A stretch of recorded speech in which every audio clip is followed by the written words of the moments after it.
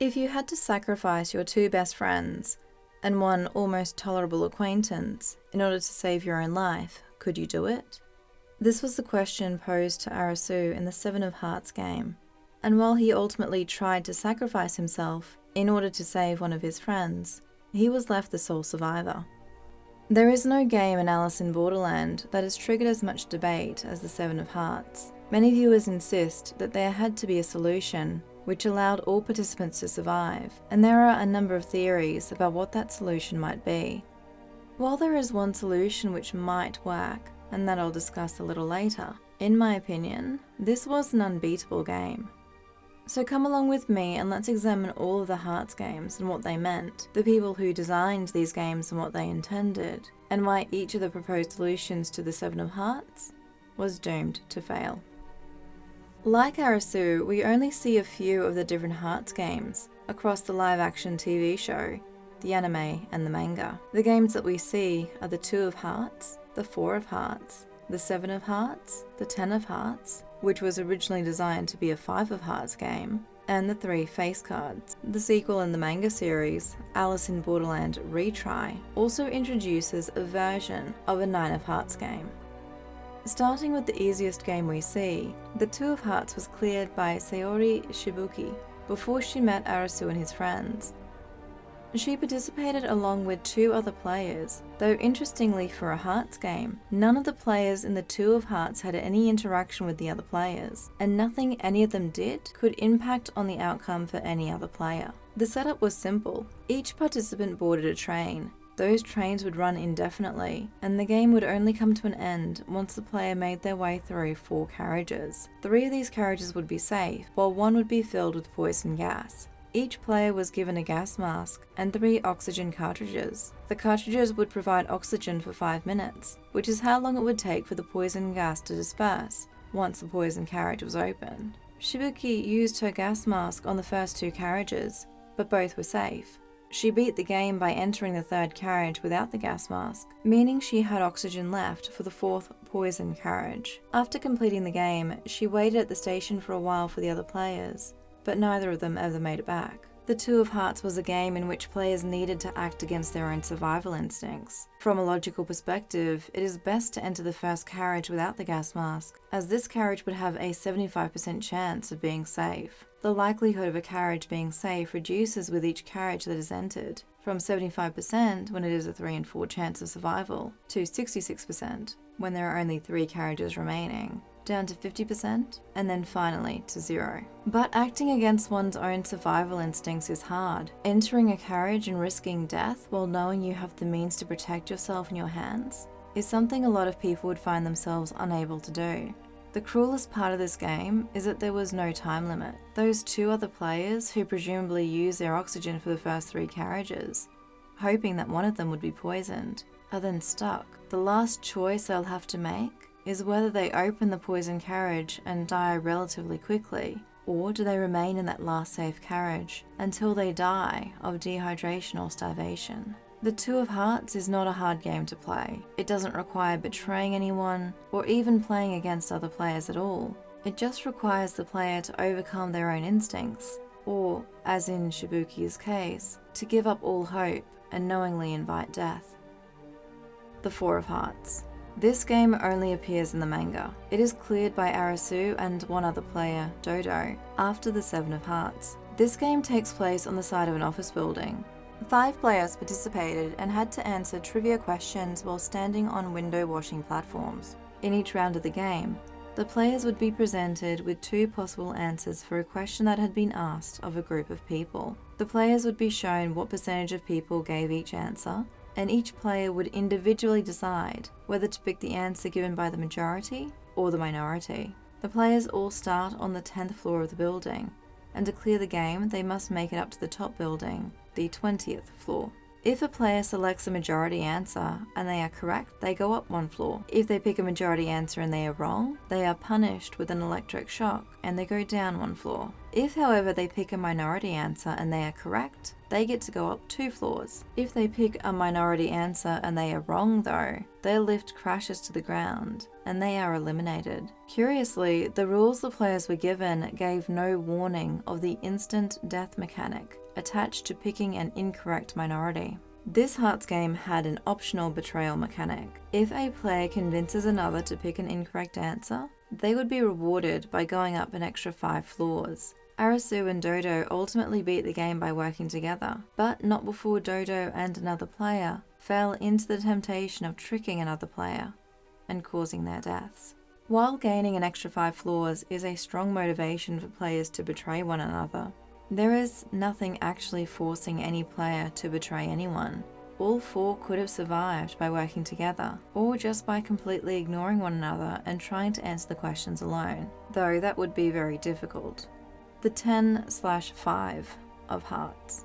This game absolutely requires a death. The death of the dealer is built into the basis of the game. The dealers are essentially just players. They are part of the same immigration cycle as the other players. They were just assigned a different role upon their arrival into the Borderlands. In the manga, we see that the 10 of Hearts was originally going to be a 5 of Hearts game. The setup would still be the same. The dealer would sacrifice themselves, and the players would be tasked with finding the person responsible. After Hatter, the leader of the beach, died, and the military corps took over, Mira changed the designation of the game from a 5 of Hearts game to a 10 of Hearts, in order to reflect the change in dynamics at the beach. Had the game commenced when Hatter was alive, it is much more likely that the executive would have retained control over the situation, and we would have not seen the indiscriminate slaughter which came from the military corps being in control. If the executive was able to maintain calm, then Anne would have worked out the truth and Momoka would have been thrown on the fire, ending the game without any further death.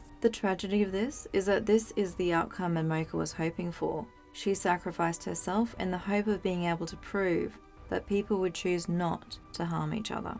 This game then gives us an insight into what a 5 of Hearts and a 10 of Hearts would look like. We can also presume that Mira was responsible for designing both the 5 of Hearts and 10 of Hearts games, as she was able to change the designation. 9 of Hearts. Alice in Borderland Retry only involved 1 game, and this was designated as a 9 of Hearts game. There were 6 participants in this game. It involved players going through 6 rounds of what it called an alien invasion. The players needed to enter a refuge pod during each round in order to avoid death by acid. Each round, the number of pods available reduced by 1. However, unknown to the players initially, the capacity of the pods also increased each time, so that even in the last round, which only had 2 pods available, there was still a 6-player capacity between them. In order to enter a pod during a round, a player must receive a life card from another player, with each player having a life card to give to another during each round. Each player though also has 1 death card, which they need to give to a player at some point during the course of the 6 rounds. This death card cancels out 1 life card, meaning that it would prevent a player from being able to enter a refuge pod, unless of course 2 players had given them a life card for that round. Arasu did eventually work out the tricks of this game, being firstly that the capacity of the pods was increasing, and secondly that a supposed corpse the players had seen at the start of the game still counted as a player and was eligible to receive each player's death card, meaning that no one had to assign a death card to any other player, and no one had to die in this game at all. The 9 of Hearts is an interesting game as it is the clearest trick in any of the Hearts games. It does support the idea that the Hearts games can have tricks to them, and that there are ways to fix the game so that no one has to die. However, this 9 of Hearts game doesn't go a long way to explaining what we see in the other Hearts games, as it was not designed by one of our citizens, which leads us to the face cards. Each of the face card games is hosted by a citizen of the Borderlands, a person who had previously played through the Borderlands as a player and chose at the end to take up citizenship in the Borderlands instead of returning to the real world. Starting with the Queen of Hearts, this game was deceptively simple. All the player had to do was play through 3 rounds of croquet. As long as the 3 rounds were completed, the game would be cleared, regardless of who had won the match. Mira's goal was to either get Arasu to kill her, or to say that he quit the game. If Mira was to die, then the game would become unclearable, and all the players in the Borderland would die when their visas ran out. If Arisu was to quit, then the game would end and Mira would win. Mira largely relied on her own skills of persuasion to bring about her desired end of the game. However, she also chose to drug Arisu, giving him a substance in his tea which made him more susceptible to her manipulations. It was a purely psychological game designed to play with Arisu's emotions and to make him question and reject his own reality. A step below the Queen, we have the Jack of Hearts, and our Jack, Enji Matsushita. The Jack of Hearts was a game based on trust and betrayal. The game involved each player wearing a collar that would light up with one of the card suits in each round on the back of their neck. The players simply had to get someone to tell them what suit they had, and then announce that suit at the end of each round. If the players worked together, then none of them needed to die.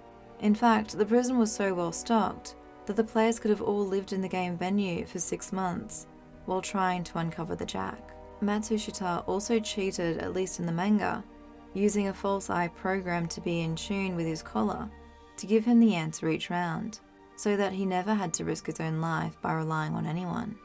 There was nothing to force any player to betray anyone else in this game, and the only motivation for betraying someone would be the belief that they were going to betray you, or if you thought they were the Jack. Of course, ultimately malice and paranoia won out, and the majority of the players tricked each other into giving the wrong answer, or chose to eliminate themselves rather than continue in the game.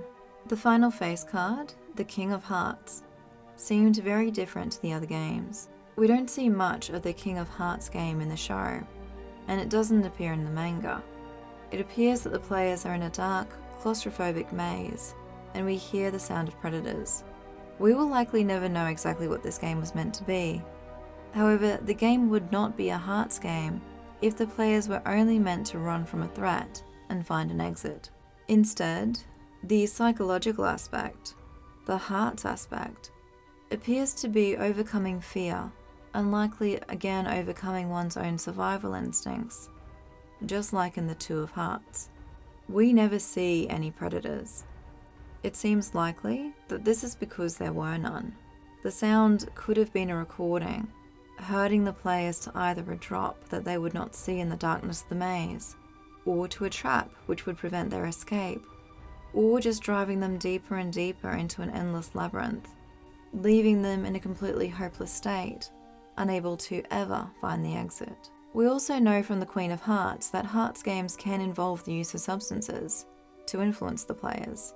So it is also possible that the King of Hearts was pumping some substance into the maze to make players hallucinate monsters or creatures when they heard the sounds, or even to see each other as monsters when they became lost in their fear and paranoia. Players likely had to either ignore the sounds or go towards it in order to find the exit. So what do the face cards tell us about the numbered games? Well, each of the games we see in Alice in Borderland was designed by one of the citizens, and it seems that the face cards are the ones responsible for designing the numbered games of their own suit. There can be some collaboration, of course, and in the manga we see the King of Diamonds ask the King of Clubs for permission to join a clubs game. Otherwise though, we can assume that each of the Hearts games was designed by either the Jack, the Queen, or the King of Hearts.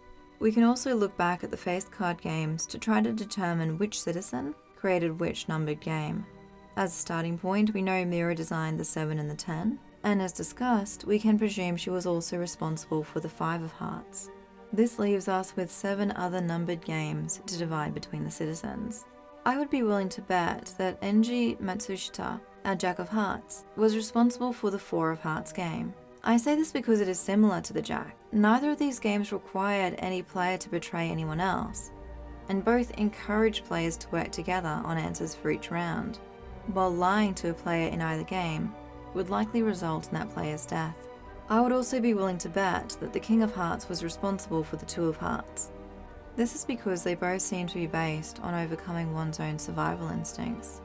We didn't see anything in the King of Hearts to suggest that the players were impacting on one another's survival in any way. And yes, we only saw very short clips, but for each of the games that we saw in the game's montage, it does appear we were shown the primary mechanics. If the other games designed by the Jack and the King were similar, then it is very likely that there were a number of hearts games where, genuinely, no one had to die. But what we also know is that no one who entered the Jack of Hearts game came with anyone they knew, as they did not want to risk having to kill a friend. This also suggests that quite a lot of people lost their lives in Hearts games. So many that seemingly everyone knows the Hearts games to be lethal. If there had been tricks to all of them, surely some players who had experienced these types of heart games would have intentionally sought out the Hearts face cards in the hope of simply uncovering the trick in that game and ensuring their survival. But this didn't happen. So, with all that we've discussed in mind, let's talk about the Seven of Hearts. The setup to the Seven of Hearts was simple. The game was specifically designed for 4 players: Arasu, Karebe, Shota, and Shibuki.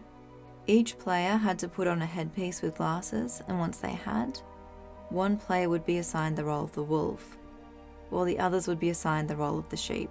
The role of the wolf could be passed between players by locking eyes, and only the player who was the wolf at the end of the game would survive, with the collars around the sheep's necks exploding.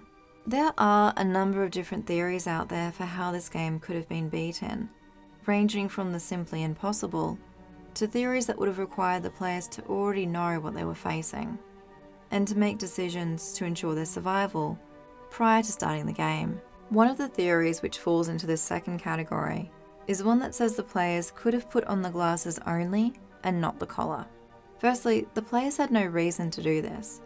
They had no way of knowing they were about to play a game where 3 of their collars would explode. Secondly, while the rules in the live action show did say glasses, the anime and the manga specifically said players must wear a collar or be disqualified.